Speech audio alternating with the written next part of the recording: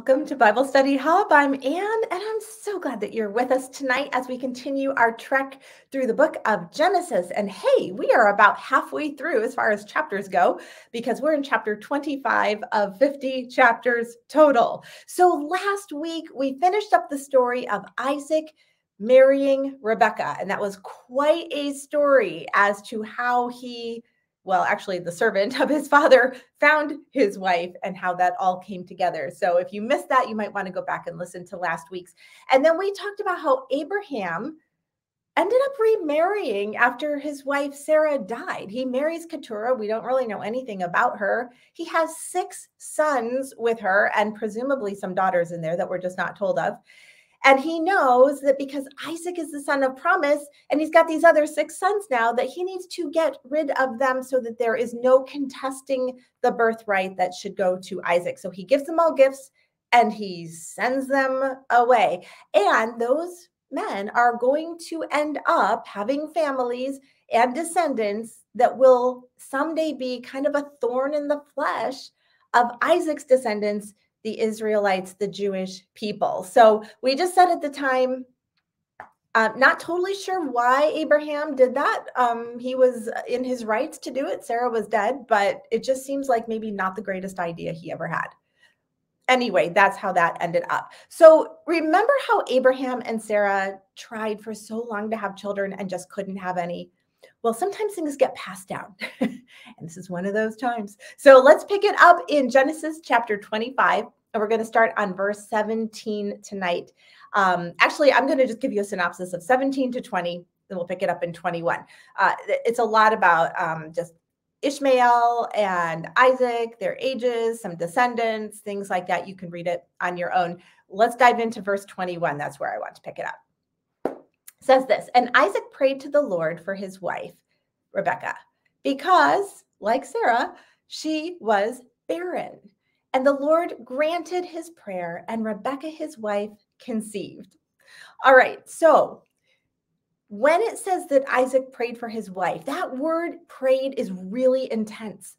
He went before God, and he really interceded on behalf of his wife, which I think just kind of goes to show what kind of man he was. He really beseeched the Lord for this. And unlike Abraham and Sarah, God did not make them wait for another several decades before or a couple decades before they had a baby. So she gets pregnant pretty much right away. And we're going to find out next what happens. All right, verses 22 to 23. The children struggled together within her, and she said, if it is thus, why is this happening to me? So she went to inquire of the Lord, and the Lord said to her, 2 nations are in your womb. Can you imagine how she is feeling at this moment? I can't even fathom this. And 2 peoples from within you shall be divided. The one shall be stronger than the other. The older shall serve the younger.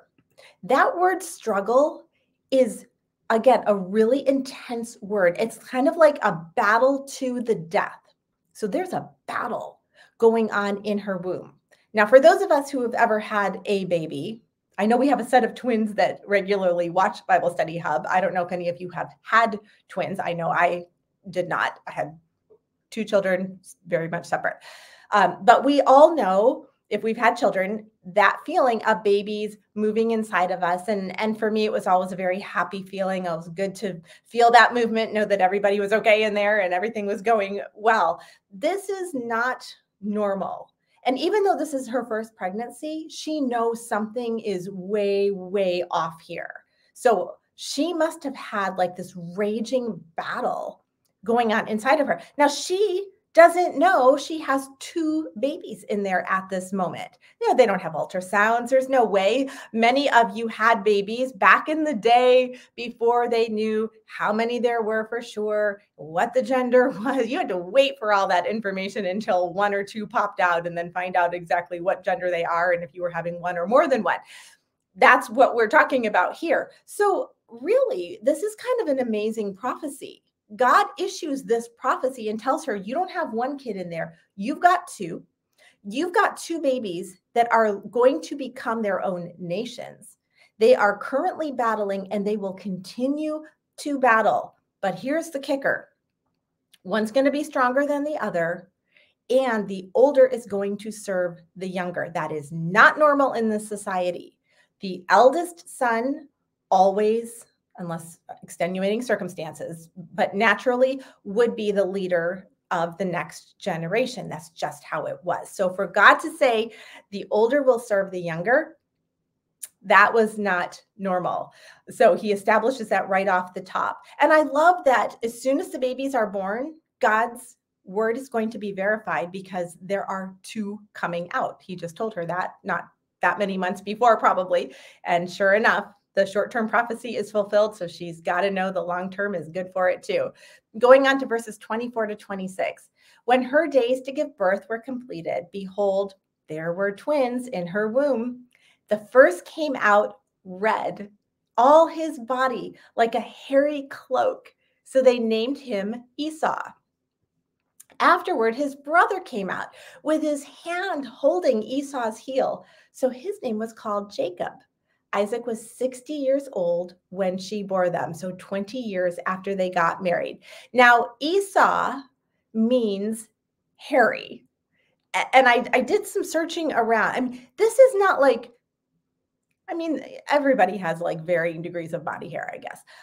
Some are more smooth. Some people have just more.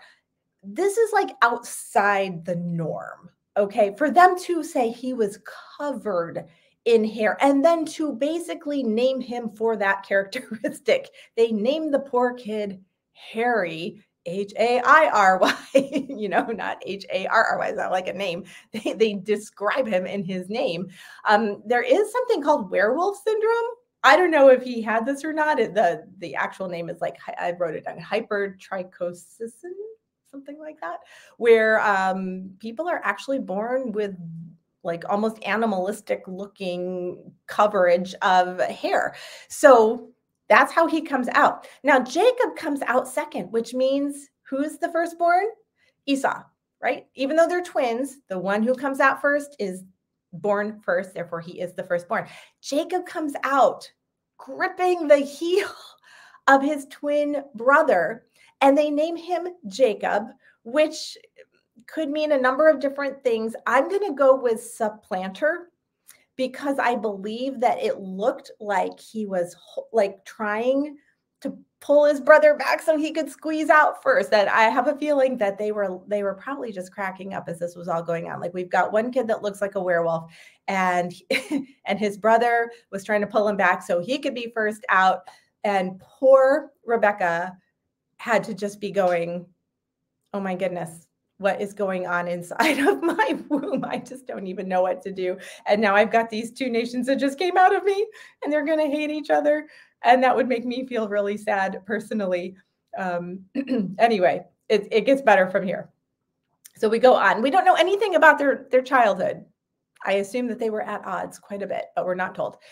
Verses 27 to 28. When the boys grew up, Esau was a skillful hunter, a man of the field, while Jacob was a quiet man dwelling in tents. Isaac loved Esau because he ate of his game, but Rebekah loved Jacob. Now, I don't know about you, but for me, grew up hearing these Bible stories in Sunday school all the way up. And I was always taught and truly believed up until like I've just been doing this really intense study on my own here to get ready for Bible Study Hub, but that we have basically two kind of bad kids. You've got Esau, who's a fool, and then you've got Jacob, who's deceitful. And then you've got Isaac, he chooses one son to love, and then you've got Rebekah, she loves the other sons. You've got this dysfunctional family, and that's literally how it's been presented every single time I've ever heard it taught. But as I began to really dig in and dig into the words themselves in the text to make sure I have it all straight, I came to another possible conclusion that to me actually makes more sense with the text. Although I will say maybe what I just described is the way it was. I'm going to go ahead and say it's very possible that that's it. But let me give you another possibility based on the text itself. Esau was for sure a hunter. We're told that forthright, and Isaac loved to eat his meat. But I always pictured, Jacob at home making porridge with his mom, kind of bonding over that. But when it says that Jacob was a quiet man, or maybe your translation says something like he was a mild man. I looked that up in the interlinear Bible. You can always go to just Google interlinear Bible and click on one of them. You can see the actual Hebrew words. They will translate every single one. They will also tell you how many times in the Old or New Testament, depending on if it's Hebrew or Greek, that word is used, where it's used, and what it means every time it's used. Okay, that's a lot of boring information, but here's why I said this. That word that the translators translate as mild or quiet to describe Jacob is used 13 other times in the Old Testament. And guess what? Every single solitary other time it's used, it means blameless, righteous. Here's just an example, one of the 13 examples, and they're all like this. In the book of Job, it says this: there was a man in the land of Uz whose name was Job. That man was, this is the word, blameless, the same word, blameless and upright, one who feared God and turned from evil. That's the word that is used of Jacob here. And so what I have to ask myself is, why did the translators this one time go with quiet or mild instead of what they did all the other times, which is blameless or righteous or upright? And it occurred to me, because they are trying to marry it with the fact that he's dwelling in tents. And it just doesn't seem, are you following this? It doesn't seem like that goes with being in tents. So I think what they were thinking is, well, he seems like a quiet guy if he's in tents. I mean, so it must mean quiet here. But what if we flip that? What if it does mean blameless and it does mean righteous like it does every other single time, and we just misunderstood what it meant to dwell in tents? So I began to research that. What does that actually mean? Well, it can mean just a regular tent that you would live in or camp in or whatever, but it can also be a place of worship. The tabernacle was a tent. The tent of meeting, a tent. So places that the Israelites in the future would be worshiping were actually tents. Here are just a couple other verses. Let me dwell in your tent forever. Same word. Let me take refuge under the shelter of your wings. This is talking about life with the Lord and worship of him and communion with him. Psalm 15:1. O Lord, who shall sojourn in your tent? Who shall dwell on your holy hill? We're talking about worship here. So here's what I'm just going to tell you. Maybe it does mean he was a mama's boy. Maybe it does. Maybe he was in there making porridge with mom. But maybe, just maybe, it means he was an upright, blameless, righteous man, like Isaac, like Abraham down the line, that he was in the tent, not making porridge, but he was in his tent, communing with God, worshiping God, that this all goes together with his blameless nature, his righteous nature. And we've said this before, it doesn't mean that a person is perfect. It means that that person is forgiven by the God of the universe because of their relationship with him and because he has covered their sins with his forgiveness. So that's where I landed on this. I'm going to run over to the comments here, and I'm just reading some of this. Couple questions here. Susie says, is she the first in history to bear twins? Probably not. I don't think that she was the first ever to do it, but she is the first recorded in the Bible that I'm aware of. We've been through the whole book of Genesis. I don't remember anybody else having twins. You can correct me if I miss something, but I'm pretty sure that that's the first time that we read of this happening. And Emily says, so incredible. Thank you for the extra research. Oh, it was a blessing to do it. I enjoy it. Alan says, I looked up the Hebrew and I think you are onto something here. Oh, well, thank you. Alan is getting a master's degree in biblical languages, so, which is good for me, because that is huge accountability. I know I have to know my stuff, or Alan will tell me in a very nice way. It's good. It's good to have people check up on you. I think Jacob gets a bad rap, and I think we don't maybe grasp that he was truly a righteous man. And we're even going to find out a little bit more about that and maybe flip the narrative a little bit from what you've been used to, not flip it, but like that filter of he's a deceitful, bad person. We're going to take that filter off and we're going to put on the filter of He was a righteous, blameless man who worshiped God. And we're going to see where that takes us. Okay. All right. So let's go on here. Verses 29 to 34. Once when Jacob was cooking stew, Esau came in from the field and he was exhausted. Okay, this is going to be drama overload. And Esau said to Jacob, "Let me eat some of that red stew, for I am exhausted." Therefore, his name was called Edom. We'll get back to that in just a moment, the red stew. Jacob said, "Sell me your birthright now." Esau said, "I'm about to die. Of what use is a birthright to me?" Jacob said, "Swear to me now." So he swore to him and sold his birthright to Jacob. Then Jacob gave Esau bread and lentil stew, and he ate and drank and rose and went his way. Thus Esau despised his birthright. All right. Esau comes in from the field and he claims he's dying. Oh, sorry. Let me take that last one off. So I'm back and forth between, you wouldn't even believe what I'm doing here. Hang on. Sorry, where is it? Okay. I'll tell you what, I can't even find it because now I'm all over the place. Here's our again. There. Esau comes in from the field and he claims he's died. There. I'm going to take that off. All right. You can die of dehydration pretty quickly. It doesn't take long if you have no water and you truly are going down. But I want you to think of how long it takes to starve to death. This is not something that happens in a day or two or even a week or even really a month. I mean, it kind of depends on how much you have to go on and how little food you're getting. But when he comes in tired and he claims he's dying and this birthright is of no use to him because he's going to die, I mean, get real. Here's the other thing. Were they so poor that they had no other food to eat? Was there not a slice of bread anywhere? Was there nothing to eat? He had to have this stew because there was nothing else and he was going to die? No, of course not. They were incredibly wealthy. There would have been something, I'm sure, he could have munched on. This is just ridiculous. It's over the top. It's kind of pathetic and it's really beyond foolish. We'll come back to that in just a second, but let's talk about this Edom thing because it says that he was called Edom because he wanted to eat this red stew. Edom actually does mean red, and Esau, because he was red and he wanted to eat red stuff, he just got the name Edom. His descendants will be called of the nation or the people group, maybe is a better way to put it, of Edom. And Genesis 36, we're going to read about them when we finally get to that chapter, stating that they have kings that are reigning over them long before the Israelites ever have kings reigning over them.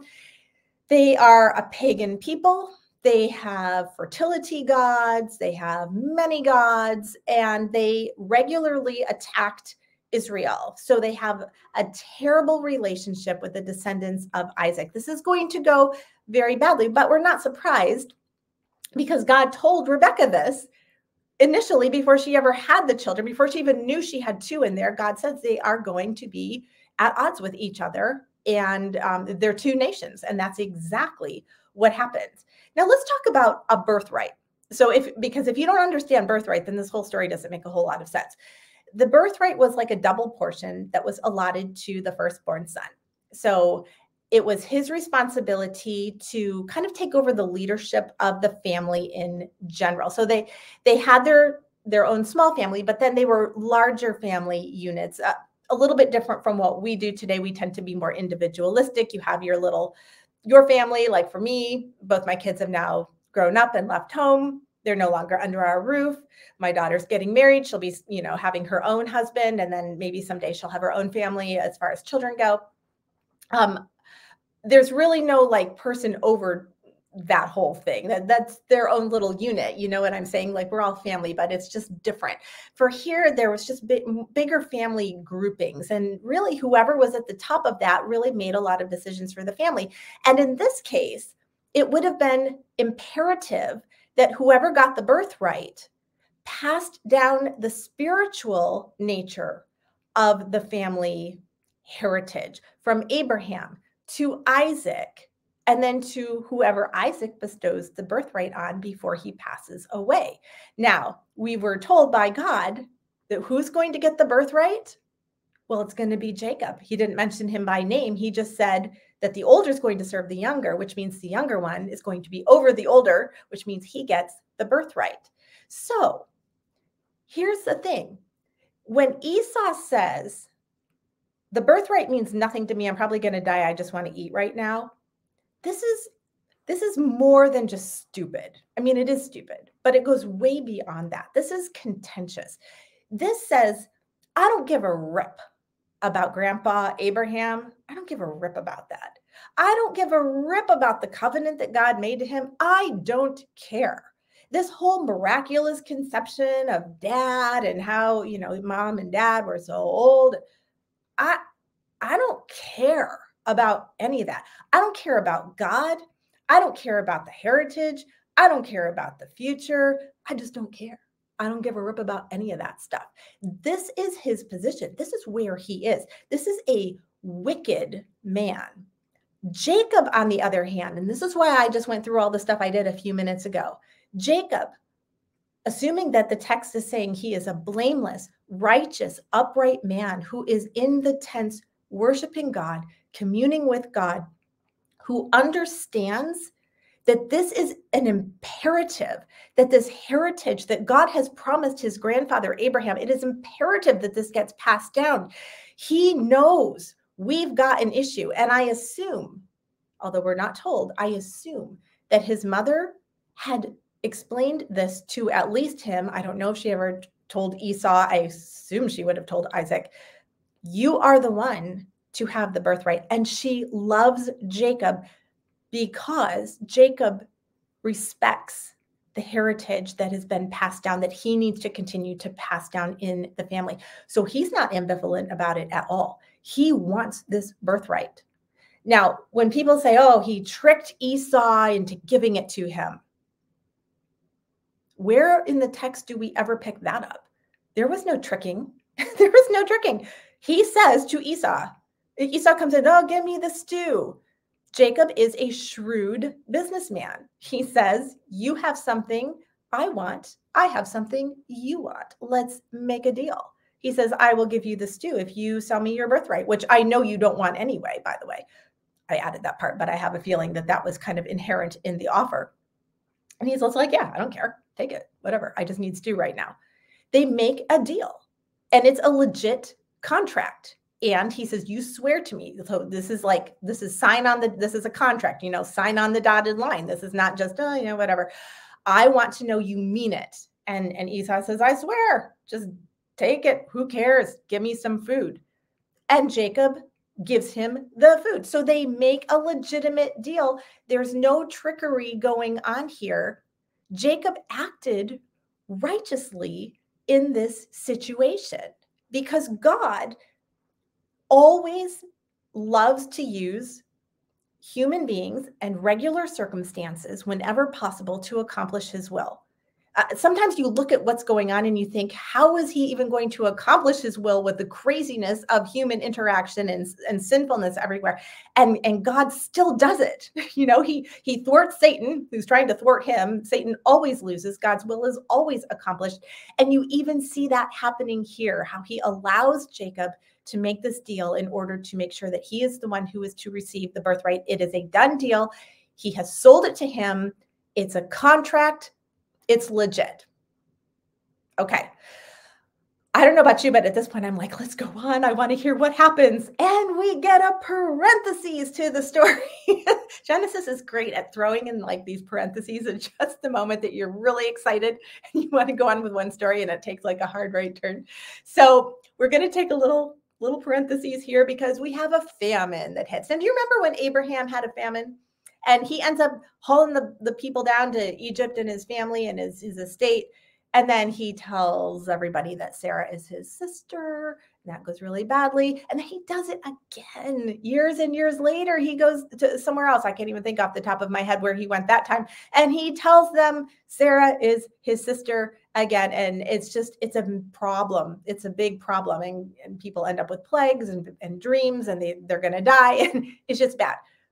So let's see what happens. You have to be careful because sometimes you pass down things to your kids that you shouldn't have passed down to them. Genesis 26, 1-5. Now there was a famine in the land, besides the former famine that was in the days of Abraham. So it's not the same famine. And Isaac went to Gerar to Abimelech, king of the Philistines. Now, I just have to stop right there really quickly because I did not know this until this week. That I thought Abimelech, do you remember like Abraham had Abimelech? And I was like, wow, this guy has to be old by this time. Well, Abimelech apparently is more of a title like Pharaoh, Caesar, Herod. Those aren't people's names. They're just titles. It means king. So this is a different Abimelech. Maybe it was the son of Abraham's Abimelech. Maybe it was the grandson of Abraham's Abimelech. I don't know, but it wasn't the same one. But he was the king of the Philistines. And the Lord appeared to him and said, do not go down to Egypt. By the way, this is appearing to Isaac. Dwell in the land of which I shall tell you. Sojourn in this land, and I will be with you, and I will bless you. For to you and to your offspring, I will give all these lands, and I will establish the oath that I swore to Abraham, your father. He's passing it down to Isaac officially right now. I will multiply your offspring as the stars of heaven, and will give to your offspring all these lands. And in your offspring, all the nations of earth shall be blessed, because Abraham obeyed my voice and kept charge, my commandments, my statutes, and my laws. This is the first time we're ever told that God actually appears to and talks to Isaac specifically. And since God is a spirit, we can safely assume that since God appears, that this is a pre-incarnate appearance of Jesus Christ. I feel pretty confident in saying that because as a spirit, I don't know how God would appear to him, but as a pre-incarnate Christ, absolutely. And we see that throughout the Old Testament a number of times. So he comes and he speaks to Isaac. He reiterates this beautiful, beautiful promise that he had made to Abraham. Now he says, officially, I'm making it to you as well. So in the midst of this really trying time, this famine, God becomes so extremely real to Isaac by speaking directly to him and telling him where to go, where not to go as well. Let me go over to a map, just in case some of you are interested in maps like I am. I don't know if you care, but this is kind of where he went. So we have, he started in that Beer Lahai Roy. He goes up north to Gerar, and then we're going to read in a few minutes, he's going to actually go over to the east, a little bit southeast, and go down to Beersheba. So that's where this little journey took him. Let me go over to the comments real quick here. Okay. Let's go on. Verses 6 to 11. So Isaac settled in Gerar. When the men of the place asked him about his wife, he said, she is my sister. For he feared to say my wife, thinking, lest the men of this place should kill me because of Rebekah, because she was attractive in appearance. She, like his mother, she was beautiful. And he thought, if I say she's my wife, they're going to want to take her. So they'll just kill me off and take her. So I'll just tell them she's my sister. When he had been there a long time, Abimelech, king of the Philistines, looked out of a window and saw Isaac laughing with Rebekah, his wife. So Abimelech called Isaac and said, behold, she is your wife. How then could you say she is my sister? Isaac said to him, because I thought lest I die because of her. Abimelech said, what is this you have done to us? One of the people might easily have lain with your wife. They might have had relations with her, and you would have brought guilt on all of us. So Abimelech warned all the people, saying, whoever touches this man or his wife shall surely be put to death. Now, it seems a little odd to think that Isaac is laughing with his wife, and Abimelech says, oh, she's not your sister, she's your wife. The Bible is always so very kind, especially when it comes to followers of God, in honoring them with personal information shared. You know, whether it's their death, whether it's something like this, it uses a lot of euphemisms. So we know what they're saying without them having to come right out and be really technical about it. Your Bible might say he was sporting with his wife or jesting with her. I think we all know what they were doing. For sure, a good time was being had, but I don't think it involved laughing. We'll move on. You know what I mean. As I said, the Bible is nice, so we'll be nice too. We'll just let that go. So Abraham has twice done this. Isaac does it with Rebekah. I do think it's interesting, and you probably do too, that this time there's no plague sent, there's no dream given, but Abimelech, the king of the Philistines, knows immediately this is a major problem. We cannot touch this couple. Do not touch the woman, do not touch the man. If you do, I'm going to give you capital punishment because this is a special couple. And all I can figure is that somewhere along the line, that story of Abraham was passed down. And this guy knew the story, and he has to be thinking, are you kidding me? Like father, like son? I can't believe he did it to us. This has got to stop. So no more of this. Thank goodness nobody took her and did anything with her, but my word, we could have, and God would have judged us. So he has a healthy respect for Isaac's God, no doubt, because of the stories that had been passed down about Abraham when this happened with him. Verses 12 to 16. And Isaac sowed in that land and reaped in the same year 100-fold. And the Lord blessed him. And the man became rich and gained more and more until he became very wealthy. He had possessions of flocks and herds and many servants, so that the Philistines envied him. Now the Philistines had stopped and filled with earth all the wells that his father's servants had dug in the days of Abraham, his father. So they had found Abraham's wells that his servants had dug, and they had filled them with dirt. Verse 16, and Abimelech said to Isaac, go away from us, for you are much mightier than we. You have too much. You're a threat. We don't like it. Please leave. We've let you stay. We don't want you here anymore. Now, here's the deal. We're in a famine here. And Isaac's field produces 100-fold. When I first read that, I thought, how is that even possible? What, you plant one kernel of wheat and you get like 100 stalks of wheat? I don't understand how that is even possible. So I did some research into that. Apparently, if I'm correct, this means that it gave like 100% of whatever was possible as far as yield goes. So for every kernel of wheat that was planted, a stalk grew up. There were no kernels that died. There were no kernels that got eaten by the birds. There were no kernels that fell into the ditches around or whatever. Everything that got planted produced 100% production. So this is best possible scenario. This man, everything he touches, like the Midas touch. I mean, everything he touches just turns to gold. He is producing and producing and producing, and he gets super, super wealthy. Now, they are stopping up wells, which seems weird, doesn't it? I mean, wouldn't you think that they would just kind of like abscond them, take them for their own? Digging a well in this day, they don't have all the machinery that we have. That had to be hard work, and you had to have wells.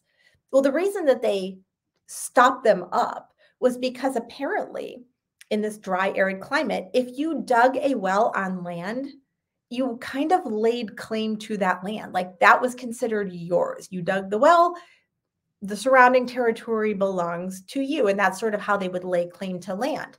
So what the Philistines didn't want was for Isaac to be able to say, hey, my dad dug these wells. This is our land. They were like, no, it's not. And there are no wells here that belong to you. And they just simply filled them up. So no well, you can't live there. And that's how that worked. Let me go to the next verse. There we are. Okay, 17 to 22. Isaac departed from there and encamped in the valley of Gerar and settled there. And Isaac dug again the wells of water that had been dug in the days of Abraham, his father, which the Philistines had stopped up after the death of Abraham. So he goes back. He's like, I know there are wells here. Dad dug these. Let's redig because they all got filled up. And he gave them the names that his father had given them. But when Isaac's servants dug in the valley and found there a well of spring water, your Bible may say living water, we'll get to that in a minute, the herdsmen of Gerar quarreled with Isaac's herdsmen, saying, the water is ours. So he called the name of the well Esek, because they contended with him. Then they dug another well, and they quarreled over that also. So he called its name Sitnah. And he moved from there and dug another well. Finally. And they did not quarrel over it. I mean, I was starting to feel bad for these people. So he called its name Rehoboth, saying, "For now the Lord has made room for us, and we shall be fruitful in the land." So the Philistines had wanted to remove any claim to the land of the wells by stopping them up. But when they dig this well that says spring water, in the actual Hebrew, and maybe your Bible translates it this way, it actually says they found living water. And I wish that the translators had just translated that for us. Just give us, I must say, just give us the actual words. Let us wrestle with it. Let us figure it out. Because when I read that it was living water, immediately, maybe it did this for you too, I thought to myself, wait a minute, living water? Jesus used that term a whole bunch of times in the New Testament. I mean, when he went to the woman at the well, he said, if you knew who I was, you would ask me for water and I would give you living water. And a number of times he refers to his ability to give or be living water. So when you realize that what that means is spring water, they called it living water because it never dried up. You just dig a well and you pump and pump and pump and pump water. I mean, eventually you could run out of water. But if you have a spring at the bottom of that well is never running out of water. So when Jesus says that he will give living water, or he is living water, do you know what that means? He's the spring. You never exhaust him of his mercy, his grace, his love, his forgiveness, his compassion, his ability, just his ability to do anything he wants, anytime he wants. He is his capacity. That's the word I'm looking for here. He is the living water. He is that spring that never, ever dries up. So back to Genesis, when they get the living water, when they get the spring of water, these herdsmen are like, hate to fill that one up because that's a good one. Boy, I mean, that one, that'll take care of you for the rest of your life. So instead of filling it with dirt, they just say, that's ours. That belongs to us. And so he moves on and he keeps naming these wells. Let me see if I can find in my notes. Okay, so Esek means contention. But I think the next one is more interesting, actually. The one that he calls Sitna. That means enmity or adversary, and it is the same root word that we get the name Satan or Satan, depending on how you want to pronounce it, the adversary. And one of the commentators I was reading said, every time that the land promised to Abraham and Isaac is contested by other people, it is the work of the enemy. It is the work of Satan in that contesting of that land. And that's kind of what Isaac is just kind of acknowledging at this moment. Run over. Yeah. Good comments. Great comments coming up here. Let me go back to the notes. The final word means broad, Rehoboth. Some of you live near Rehoboth Beach in Delaware in the United States, named for this biblical passage, I'm sure. And it means broad. Like, finally, we found a place with water. Finally, we found a place that we can spread out. Verses 23 to 25.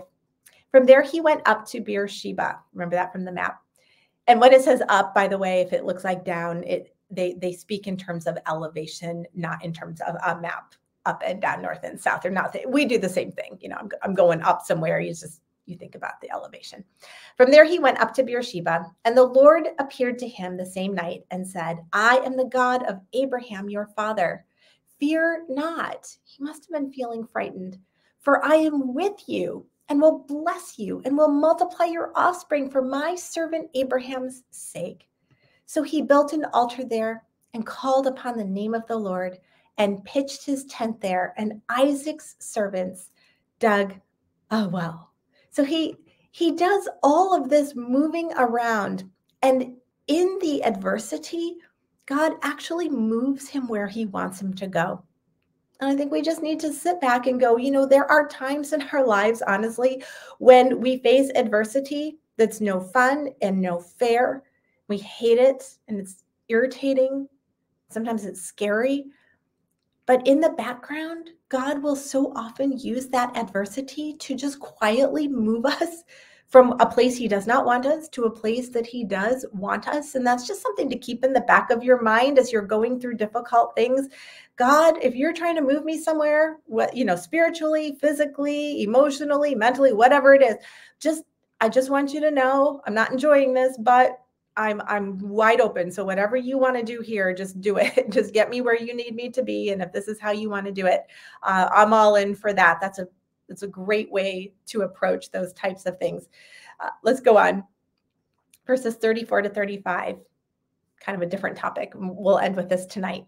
When Esau was 40 years old, he took Judith, the daughter of Beri the Hittite, to be his wife, and Basemath, the daughter of Elon the Hittite.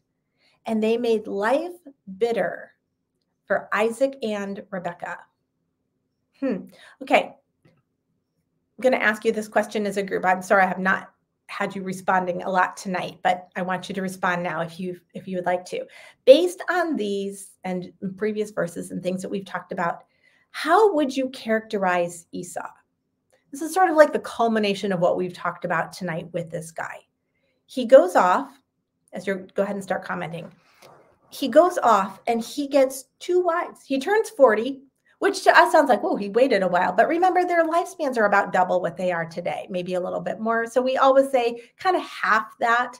And that's probably biologically more where they were as far as today's terms. So he's probably more like 20 at age 40, which would be a typical age to start getting married.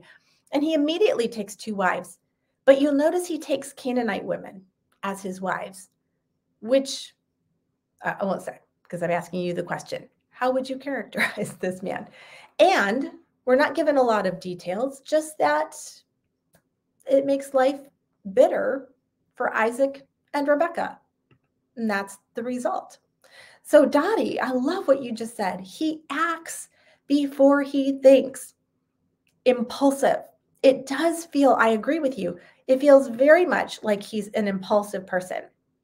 Alan says Esau was an independent man doing his own thing. He did not confer with his parents, which was a cultural no-no at that time. Good point. It was the father's responsibility to get a wife for his son. Esau did not care about his parents. Arranged marriages were the thing. Alan, I did not even think about that. You're right. He stepped right outside of the cultural norms and went and got his own. Wow. Excellent.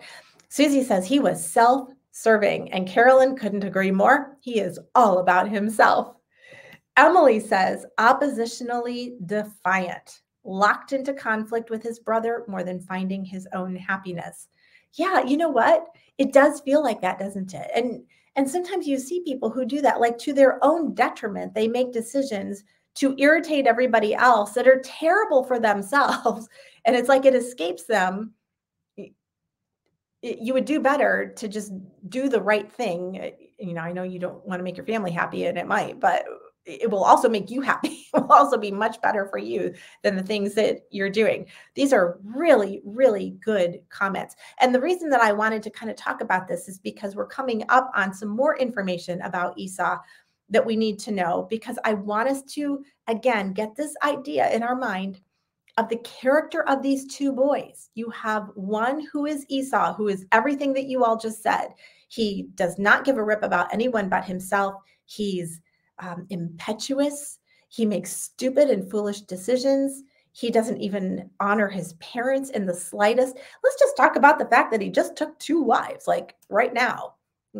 We've had a little bit of polygamy happening in the background, but there's always, not that this makes it okay, but there's always been like extenuating circumstances that sort of create this thing that ends up happening. But for Esau, there was no extenuating circumstance. He just felt like it. He just wanted to. So he went and got 2, and he went and got 2 pagans for his wives, not just 1, but 2. Emily, she says it reminds her of the character Lot. I would totally agree with you.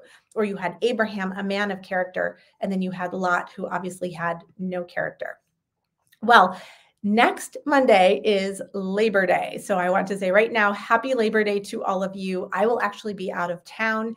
And since it's a holiday and I'm out of town, we're going to go ahead and take next Monday night off, but we will be back the following Monday night, which I believe is September 12th, if I'm not mistaken, 2022. And we will pick up this story, and it gets even better. If you've never studied this before, I mean, buckle your seatbelt, because if you think it's been good so far, oh my goodness, you are in for a wild ride. God truly writes the best stories. Nobody can even contend with the stuff on the pages of scripture. And it's all true, which is the most amazing part. So I want to thank you all for your wonderful comments tonight. You are the best. What a wonderful group. I love you dearly. If you're not on our Facebook group, you should be. Facebook Bible Study Hub. And if you ever need to look at videos that you missed, our YouTube channel is the easiest place to get that done, because everything is nice and neat and in order. And that also is Bible Study Hub. Thank you for being with us. I love you. I pray for you. And I will see you in 2 weeks after Labor Day. Have a wonderful Labor Day, and I'll see you then. Bye-bye.